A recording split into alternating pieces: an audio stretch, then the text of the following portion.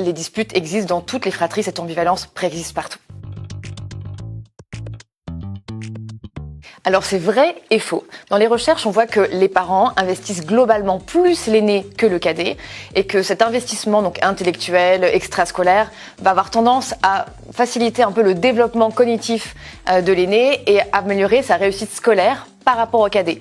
Mais bien sûr, dans la vraie vie, il y a plein de variabilités. Alors non, c'est faux. Pendant très longtemps, on pensait que le rang de naissance, si on est deuxième, troisième ou quatrième, pouvait avoir un impact sur notre personnalité.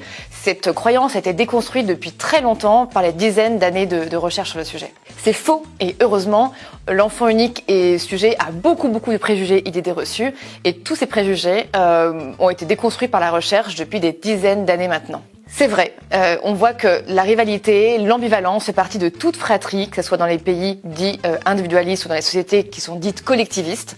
Même s'il y a des variabilités de tension, les disputes existent dans toutes les fratries, cette ambivalence préexiste partout. C'est faux.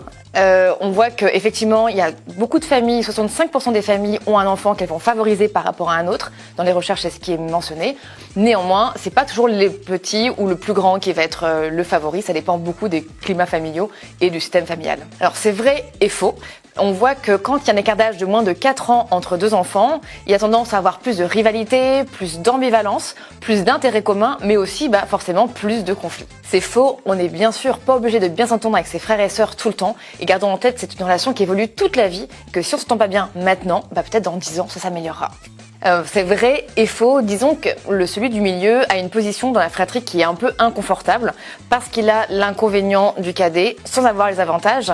Il va être pris en sandwich entre deux enfants et c'est pas qu'il est délaissé, mais c'est qu'il va avoir moins de temps individuel avec ses parents.